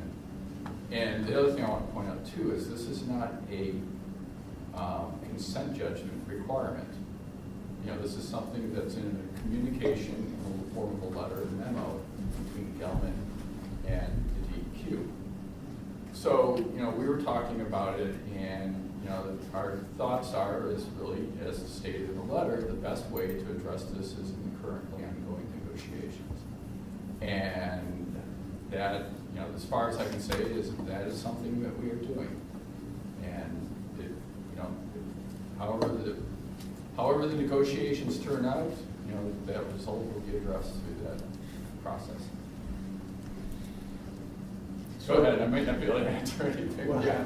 Well, just to be clear, it was our understanding, CARD's understanding, that if that well hit 85 twice within, I don't know how long a time. 2 months in a row. 2 months in a row. That theoretically triggered an action plan that Gelman was supposed to present because it was very close to the prohibition zone, which would violate the prohibition zone. If it kept going and crossed the prohibition zone, that would violate the CJ, consent judgment. So you're saying, I mean, it almost seems to us that if that is not on the table, then nothing's on the table by extrapolation. So Gelman is not constrained in any way then. It almost seems like, I mean, I think it sets a precedent that Gelman could basically say, well, we don't have to deal with this prohibition zone potential violation. You know, what do we have to comply with?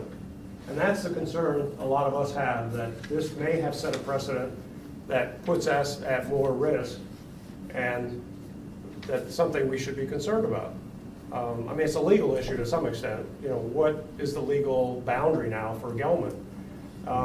Some of us had thought maybe all bets are off at this point, and they could use this as a precedent. And I don't know how you feel about that. Have you talked about it? Have you decided? Well, not really as, you know, like setting how things go forward.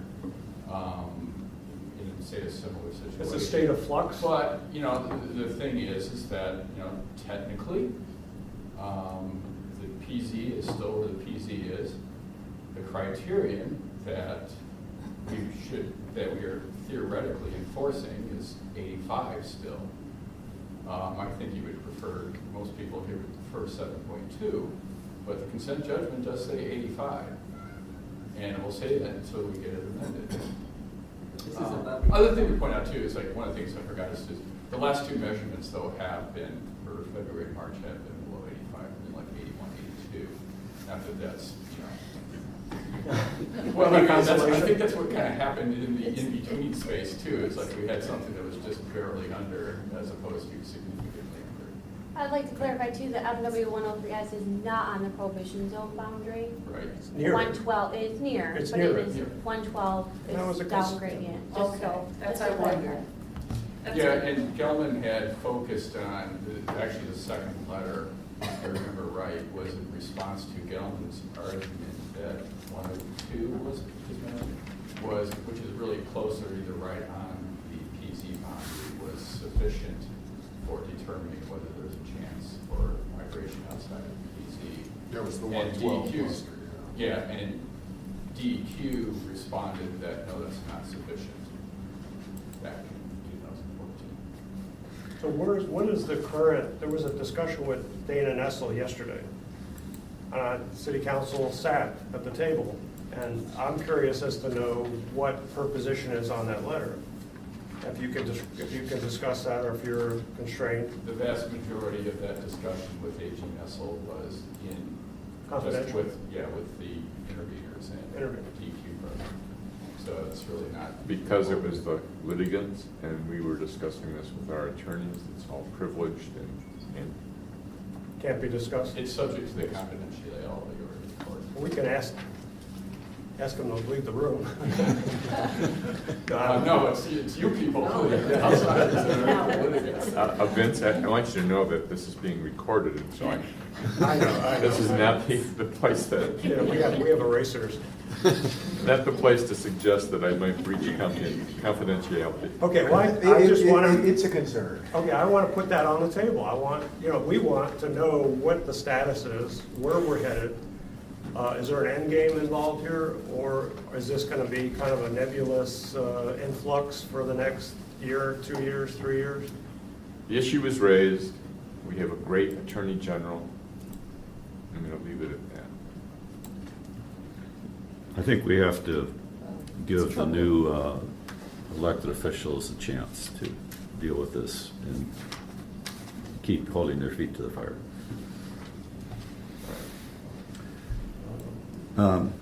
But point well taken about 103. It's very similar to what's going on with 82S. That they're two of the shallower wells in that whole area, and they're have dioxin that's probably going to vent to the surface before it gets to the river. And we have It's already venting at the surface at West Park. And Slauson Middle School. Yeah, well, it's going to continue. Well, no, That's the next, I think, bullet point was, is surface, when it does vent through the drain system and stuff to the surface, is that considered different kind of water legally, or is it still in their prohibition zone? I didn't think it was supposed to be able to come to the surface. Well, also what Vince had mentioned earlier, that now that the groundwater surface water interface is tightened up from 2,800 to 280, Right. if a sump pump gets 290 parts per billion, and that gets sent to the drain, is that a violation of the groundwater surface water interface? There's a residential exemption. What if it's not residential? There's, the groundwater surface water interface actually is measured at the groundwater surface water interface. It wouldn't be measured in the sump pump. That's under the statute. What's surface water? Surface The Allen's water Creek, is, the Allen's Creek is surface water. So if it's, Yes. if it's draining out of a sump pump, it's going into the Allen's Creek on the See, west side. The difference though is that it's a discharge through a pipe, and that doesn't get measured. They don't all get discharged through a The GSI pipe. criterion is measured at literally Yeah. the point where somewhere in the sediments of the river or the stream or the creek where the groundwater enters into that surface water. There's a lot of, there's a lot of sump pumps that are not connected to Well, a pipe. not even from a sump pump. Let's say it's just a seep that's coming out Of the hillside. and making its way into the Allen Creek that we know is surface water. Is that groundwater surface water interface? No sump pumps, no pipes. What's your position on that? If I understand the question directly, you're saying groundwater, if it's breaking out at West Park, is that GSI? It would be GSI from the standpoint of if it ends up in West Park and then into a water body. If it just ends up in a puddle, then it wouldn't be GSI. If it ends up in a stream that If it ends up goes, in a stream, it's GSI, and then GSI compliance, there's multiple ranges of compliance with GSI. One of which is testing the groundwater before it ever enters the surface water. The other is where it enters the surface water. So if it's conveyed by a pipe, there's multiple. One is you can show compliance by showing it's not going to get into the pipe. The other is to test the pipe at the end to show it's not getting in the receiving stream. okay. So there's multiple, and again, that all is part of. Allen's Creek is considered a interface, 100%. like the Huron River. We agree. It So is. I think that it's a semantic thing. I mean, under Roger's hypothetical, let's take the sump pump example. So if somebody's pumping from their sump pump through a pipe, discharging to Allen Creek, which is a surface water, the applicable criterion would start out, as Tarek mentioned before, likely at 280 parts per billion. And whether, if the sump pump contained 290, which I think was Roger's example, would that be a violation? That is questionable because under the same rules that Water Resources uses to issue these wastewater discharge permits, in some cases, dilution for a mixing zone is allowed. So it's quite, water would need Water Resources Division would need additional information to calculate the flow of the receiving water, proximity of the receiving water to a drinking water intake, for example, to determine which number would be the driving number for compliance with that sump discharge. what Jerry and others were saying, and Brian too, you know, if it's a direct discharge fence, which, you know, another possible pathway for this conceptual model that we're talking about, if there's contaminated groundwater discharging directly to Allen Creek, again, that's when we get into these, and I would refer you to, you know, I can give you the statutory citation. It's 201, section 20E, talks about 10 different ways people can comply or demonstrate compliance with this groundwater surface water interface pathway. So that, you know, there's multiple ways that can be looked at. One of the critical things, I think, relative to the discussion in this site is that currently the consent judgment does not have a specific objective for contaminated groundwater discharging to surface water, except for what the judge said in 2004, using a very different interpretation of groundwater surface water interface. He said that Judge Shelton said 2,800 part per billion compliance criterion along a line that's defined by Maple Road, beyond which they can't have greater than 2,800 parts per billion discharging, and that was, I think, viewed by the court as a way to protect the Huron River downstream of that Maple Road line, such that when contaminated groundwater eventually gets to Huron River, it would discharge below the 2,800.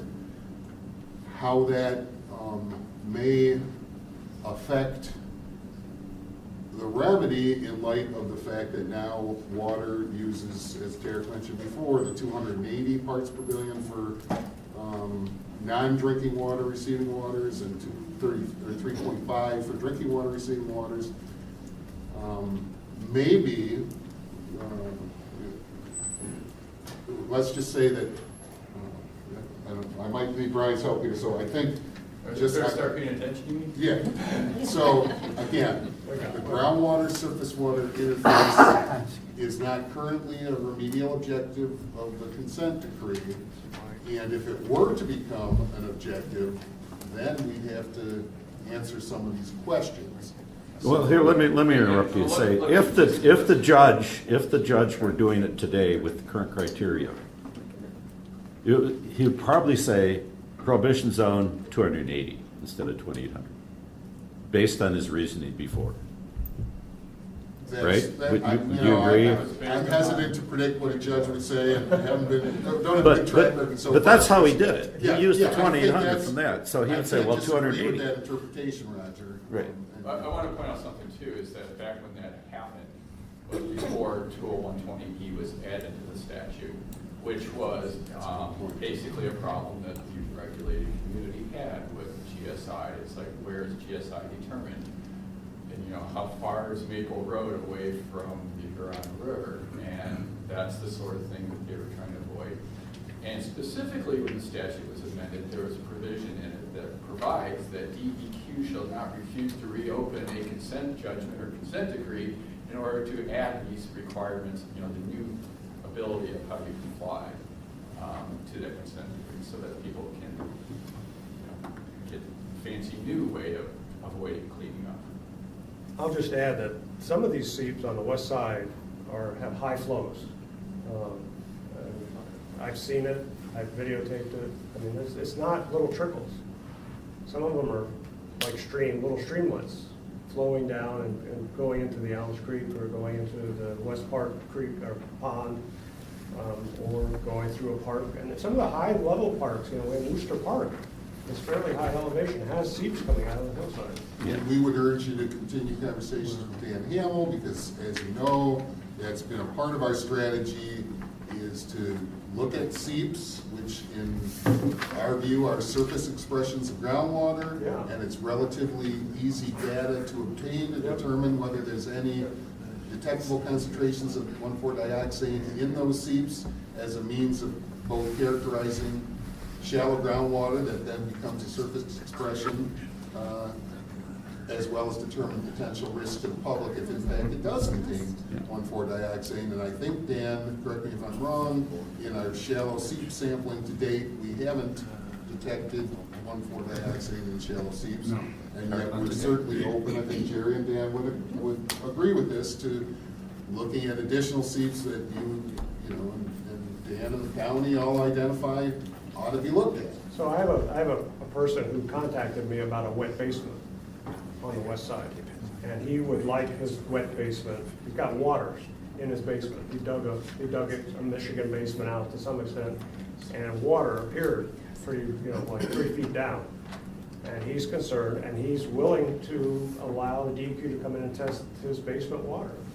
And he's concerned that he's not that far from West Park. He's concerned that if not now, maybe in the not too distant future, it could get to an elevation that he'd be concerned about. So I don't know if you're willing to do some of these tests on basements. I think it's probably appropriate to start doing that. And I think, you know, Gelman can pay for it, and I think we should start actually doing it and maybe start slow and find out what are the problems or how to do it. But maybe start getting a list of people who are interested. I don't think we have to, you know, work too hard to get some people who would be interested. Dan has a list that he's maintained of residents who've reached out to him. Okay. At this point, we don't have any data to suggest there's harmful levels of dioxin in anyone's case. So we're not testing basements at this point. Well, I'm saying we're getting 19 part per billion, basically at West Park with groundwater at very near the surface. The groundwater samples taken from West Park when they did the shallow groundwater monitoring were non-detect. Well, the ones in the pipe, which were just 10 feet down. In a pipe, yeah. 10 feet down. Foundations are like 7 feet down. Right, like Dr. Lemke likes to say, you know, I think we've got multiple working hypotheses on the potential source of 1,4-dioxane that we're seeing in. Is there any possibility that the EGLE will start considering basement tests? We always are considering everything. Okay, I'll give you the So name of that possibility, person. yes. However, where Jenny was going with it is groundwater we'd want to see high enough concentrations in groundwater in proximity to foundations before we actually go into people's basements. Yeah, but Why commits is you that? don't have the data. That's why we Yep, keep coming yep, back, that yep. you need a shallow groundwater monitoring system in the old West Park area to delineate this. You had 1.9 and 3.3 when you did your tests in 2000. You don't know if that's the heart of the plume, the edge of the plume. That's why we keep asking you, please, to do shallow groundwater monitoring wells, permanent ones, so that you can understand what's going on and understand its depth and understand the concentration. That's a big data gap that everyone, I think, would agree would be nice to have resolved. Yeah, we understand permanent wells would be desirable to evaluate that. We also understand, we haven't talked about it here today, yet we talk about it fairly frequently, that there are other, dioxane is present in multitudinous consumer goods.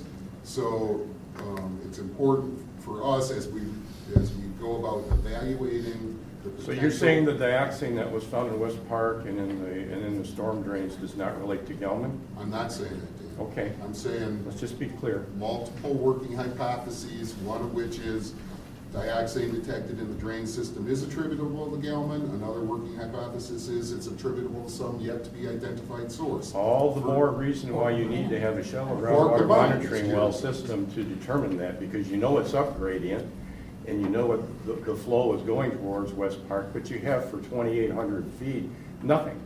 And that's what you keep hypothesizing about. Well, let's go collect some data. So It only costs $25,000. $25,000 to put in 20 monitoring wells to then be able for $5,000 around determine what the water quality is. It's absurd that you don't have that sort of information. It's I don't want to be so strong, but it's almost neglectful that you don't have that information. I understand Gilman doesn't want to do it, but for $25,000 and $5,000 around, we're spending a lot more money and a lot more people's time than that. Point taken. And I think wet basements, basements with water that is attributable basically to groundwater is an easy test, just like Allen's Creek test was an easy test. But Vince, you would agree that, If it came back high, you would be concerned. but if it came back non-detected, it doesn't tell you what's Well, in the we would groundwater. I would like to know if it If comes it, back. if it came back non-detected, it would not tell you what's in the But groundwater. at least Wouldn't you if- agree that having it test what's we know is in the groundwater, whether it made it to that, would be a better test? I agree with that. If you had a choice between testing a wet basement or testing the groundwater, which one would you do? Do them both. No, if you had to do a choice. choose.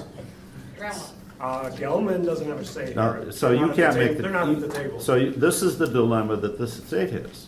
Well, it's not a dilemma. So It's if a I choice. could jump in for a sec, oh, I'm sorry, go ahead. Well, Beth. what would have been nice, and not to slam anybody, would have been though if DEQ and the county drain commissioner would have got Yep. together with CARD, Yep. who has a lot of knowledge on where these seeps might be, where these, which parts of the drains, the people that actually live over there, that have seen flows in dry times. I mean, if we're such a strong body of brains, why was it not transparent?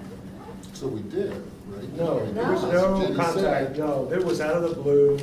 I actually complained, and other people at CARD complained, that there was no interaction with CARD. This was between the DEQ and the Water Resources Commissioner, and there was no involvement of CARD to my knowledge. And I come to You guys most didn't of request the. it in the first place? Like, Well, man, we didn't just pull it out of the You blue should and be, decide you to should do it. come Town hall to meetings the and card stakeholders. meetings, Dan Maybe Hamel we has requested it, but asked just to for kind of it. brainstorm together about where. Yeah, I think but- that was a mistake. Yeah. Well, it turns out everybody in their pocket has the technology to document seeps. If you see a seep, you pull out your phone, turn on location, Have a lot of memory. take a on your picture. phone. You don't even allow it. Just take a picture of it. There's a Take lot a of little seeps. video of it. You automatically have the location. You already have the time.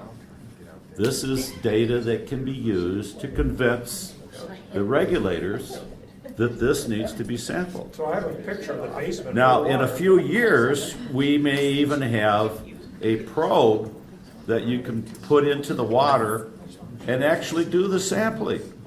This is how fast technology is If moving. if you send us that picture with the location, we can commit to running out and grabbing seep samples for sure. We can do that. Right, See, there you know, go. We already said it earlier, we'll still do it. Jeff has something to say. Yeah, I want to throw this out here, so, the city's taking a, I'm not going to speak for all my colleagues, but I will use. He can't speak I for all of us. can't. But, the city's taken a revived interest in this, and 25 grand is, as my colleague put it, that's like couch change for the city of Ann Arbor. Really? And so, we debated for 20 minutes, spending half that on some public art last night. And so, I actually did. more than Yeah, that. that's right, it was twice that, that's right. Twice that. So, anyway, the point being that, these things are on the city's radar, and we don't want to pay for this, but if it's something that we think is necessary, I think that it'll be working through the works here, and we'll, it's a concern for the city. It's a concern for the city above these other concerns, and we understand that it might not have risen to the level of concern with DEQ here, that it, is a mandated thing we're going to lean on Gelman for, but 25 grand, it's nothing. It's nothing. And importantly, I don't want to diminish the work that the EGLE does. Yeah. But if we establish a data set that shows that they should show more interest in that area, then I'm sure that they'll follow up. Absolutely. I don't want to impute ill will to anybody. There's X number of dollars out there for them to do what they're doing, and so anything that we can do to supplement that to, if there's nothing to be afraid of, then there's no reason for them to enter that area, but like Our Mr. concerns Hayner are says, protective. like It's Mr. Hayner says, important. we should step up. When somebody sees something and they think, this might relate to the Gelman situation, it's important for them to follow through. That's what Dan Bicknell did. Had it not been for Dan, this could have gone on for decades more, because the few whistleblowers that tried to blow whistles didn't stick with it. Dan stuck with it. This is the attitude everybody has to have going forward on this. Not to just, give up and, there's a concern that's raised. and it's still apparent that it's a concern, you have to stick with it. And I guess the point is, for us, there's new commitments to this, to stick with it. And, I think it's being shown by the city, and. So what was the We're over time. Yeah. There's one, I think the only item we haven't covered is the one that should have been part of my update probably, is the resolution about the city of Ann Arbor's resolution to join the EPA intervention. And maybe you guys can speak to that. Well, so in brief, after our series of meetings yesterday, and some beyond the first two official meetings, we had some private conversations also. There was some rewriting of the initial resolution that might have been posted. Some of you might have seen that was out there. That was sort of a Ann Arbor forward. We're gonna ask for an NPL listing, a letter of concurrence, and so on. And we kind of backed that off a little bit to work with our partners after taking the input of all the folks in the community that have share our concerns. And so what we've done is we've directed the city administrator. We've agreed that we're dissatisfied with the process on various fronts, and we recognize the long-term threat to public health and water security for the city and the city's partners, and that we've directed the administrator to gather all the intervening parties before July 1st to get in on this letter requesting that the governor write a letter of concurrence. And we recognize that we are reaching out to the EPA for this, but in a unified way, all the parties are on board. So we had a lot of input from Scio, we had a lot of input from the county yesterday, and so the resolution was essentially, hey, before July 1st, we're all going to be at the table, we're all going to make a decision together on this. I think it was passed unanimously. There's a lot of good conversation at the table. A lot of people had concerns about reaching out to the EPA that were allayed by these meetings and by the input from the various parties. And I don't know. It was a little watered down for my liking, but the essence was that we're moving forward with this. But there is no date certain that the city of Ann Arbor will petition EPA. July 1st. No, there is no. There is no date certain. So let me back up a little bit. Okay. There were the series of meetings yesterday, and Representative Dingle was pretty forceful in asking that the community speak as one, not just Ann Arbor step out singularly asking the governor to do this. And so taking that into account, and all of the things that we learned at the meetings, we really brought some of the council members along. Yeah. So, in the past, well, let's just, hypothetically, I think that if it had gone to council as originally written, it would have passed at best 6-5. So we would have been divided. We would have been acting alone. And I don't think that's as forceful as bringing the entire council along, recognizing that this is the path that we're on. We're going to try to work with all of our partners to draft a letter that everybody signs on, asking the governor to seek intervention. So this politically, this was very, very important. EPA review. EPA, and what did I call it? Intervention. Yeah. But there is We need an intervention down there. Well, referring to there is no assurance. preliminary assessment. There is no assurance that this will go out at this point. I'm sorry? There's no assurance that it will go out. But there also was no assurance that if Ann Arbor all by itself asked for the letter from the governor, that she would have responded favorably to something that demonstrated a split on our council and our council acting alone. Jack, I heard both you and Jeff describe this, though, as all of the interveners agreeing to sign the letter.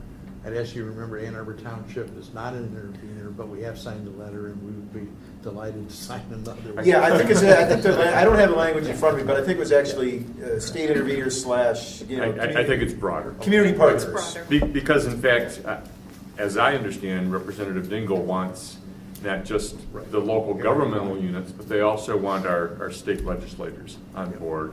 And so incrementally, we're working towards that.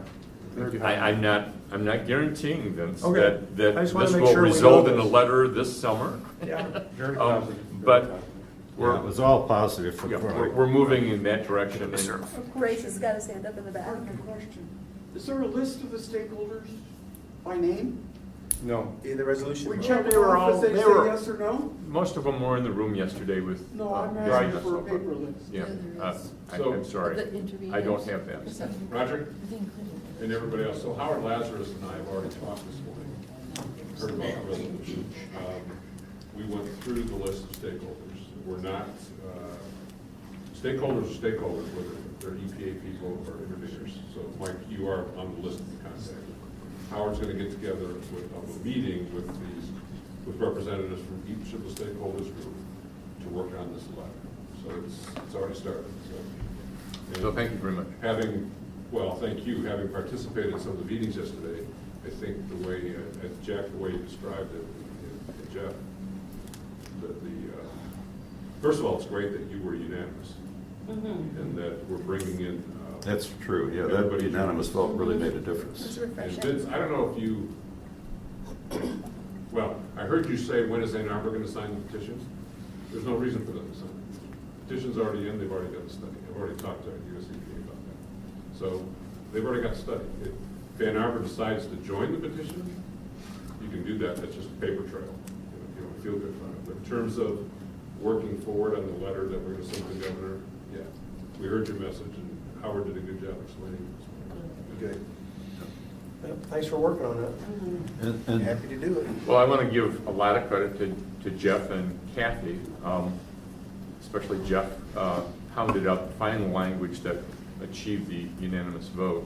So really happy that Jeff has joined us on council, is what I'm trying to say, and he's doing good work He's coming on your along. behalf. On your behalf, he's doing very good work, and so. I mean, coming in the car and got it all over. You're in it now, up to your neck. Yeah. you only got another 25 years. Yeah, right. I wouldn't have done it if I hadn't started coming to these card meetings. So. And the pay is not that good. It is not. It's definitely public service. All right, any last minute questions anybody has? And our next meeting is June 4th. I guess it'll be at the county, is that right? Yes, sir. Normal. And Roger, we had a great turnout at the Earth Day Fair. Oh yeah, the Earth Day was really big turnout because it was a nice weather day and everything. A lot of people came by. Oh, June, yeah, let's see, that'll be right after our card meeting. June 4th. Is Earth Day, Ann Arbor Trade Fair 6th? is Friday, 7th? no, it's the 3rd, 12th or 13th. Yeah, it's a weekend. Oh, it's the second week? Yeah. It's always the first day of summer festival, which is a problem. Come out if you got a chance. Yeah, anybody wants to help out, show up. Thanks everybody for coming. Stay late.